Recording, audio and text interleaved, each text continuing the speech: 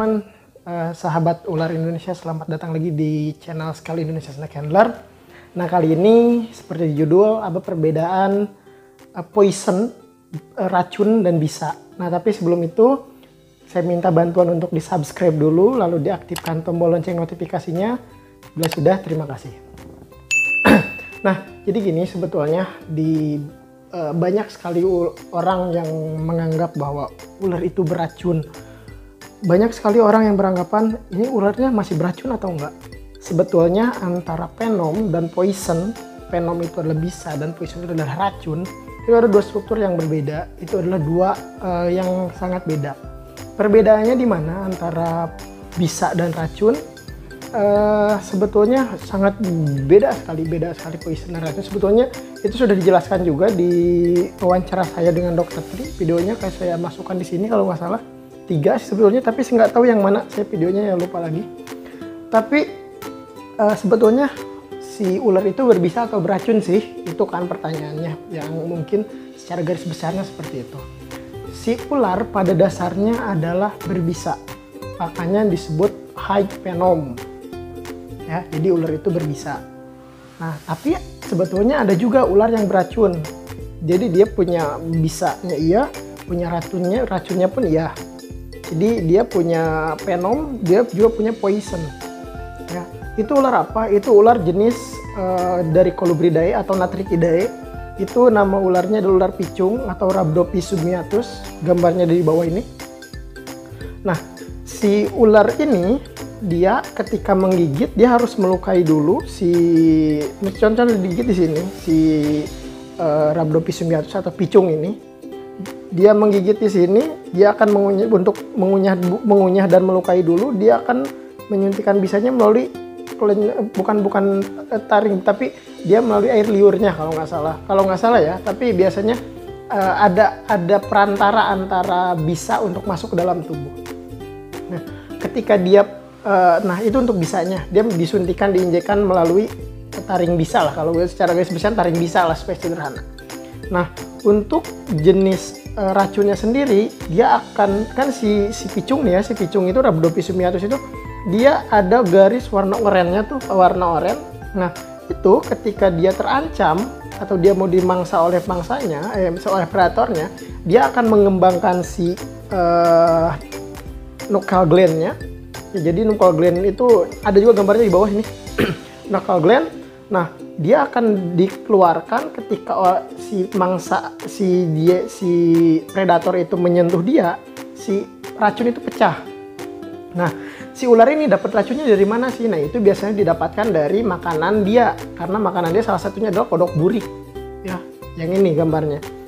Nah, dari nuchal gland itu dia bisa beracun, makanya ketika yang menangkap ular Natrichidae, terutama Rhabdopis submiatus ini atau si ular picung ini, usahakan langsung cuci tangan. Nah, seperti itu. Nah, sekarang lanjut bagaimana, apa sih perbedaannya antara poison dengan venom, bisa dan racun. Yang pertama, bisa itu adalah strukturnya, ya kita ke bisa dulu ya. Yang pertama, si bisa itu dia adalah strukturnya adalah protein. Jadi bisa itu banyak sekali, ribuan bahkan ratusan protein yang ada di dalam si bisa tersebut.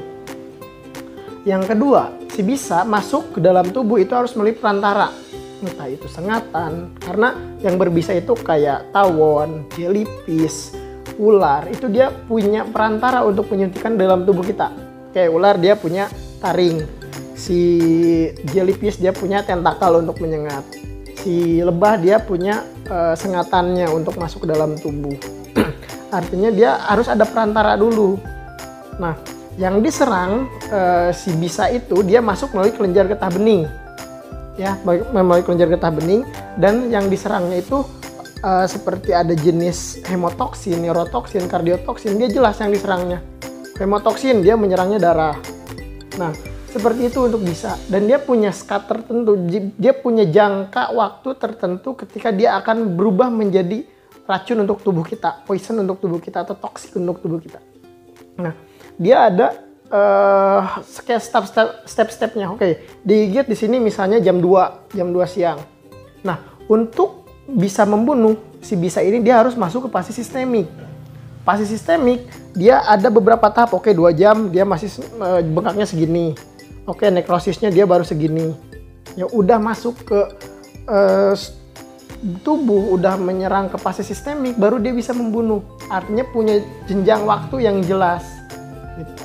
Itu untuk si Venom atau bisa. Nah, untuk poison sendiri, beberapa tahun yang lalu kita menemukan kasus kopi bersianida. Kopi bersianida. Nah, ini si racun ketika diminum dia langsung berefek langsung. Jadi dia tidak menunggu seperti bisa. Dia sudah tidak ada jeda waktu seperti bisa masuk ke dalam tubuh. Jadi si racun itu ketika saya minum kopinya pakai racun atau sianida, saya minum, beberapa menit kemudian keluar busa, darah, dan meninggal. Nah, kalau tadi si bisa masuk melalui perantara si darah, si sengatan atau tentakel dan lain sebagainya. Kalau untuk si racun sendiri, dia bisa bebas dengan apa aja. Dia bisa masuk dengan udara, dia bisa masuk dengan kita memegang yang jamur yang beracun atau dimakan, bisa juga lewat nempel di sini kita jilat, dia bisa beracun. Makanya di dalam dunia survival juga cara membedakan yang beracun dan tidak ya dijilat. Ya. Seperti itu sebetulnya antara perbedaan bisa dan racun. Dan racun itu dia lebih cepat bagaimana dia menyerang. Ya tentunya yang racunnya yang tinggi ya, karena kita berbicara high venom dan racun yang berefek imbas berbahaya dalam tubuh kita. Cuman kalau di ular sendiri kan kita kenal dengan ada yang non venom, low venom, medium venom, sama high venom. Cuman kalau di racun saya tidak tahu apakah ada juga klasifikasi seperti itu. Ya, intinya jadi perbedaan antara bisa dan racun itu jelas beda. Jadi jangan sebut lagi wah ular ini beracun.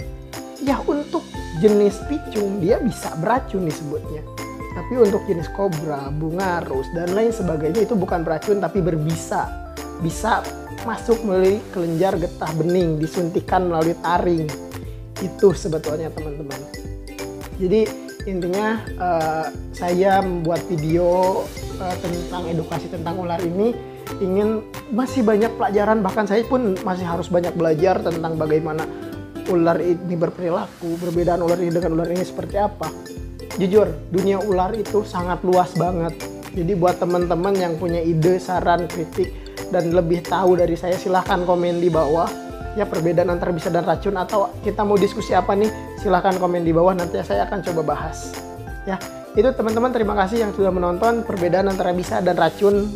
Dan lagi pandemi COVID-19, tetap di rumah aja. Terima kasih yang udah menonton, jangan lupa di subscribe, aktifin tombol lonceng notifikasinya, dan dadah.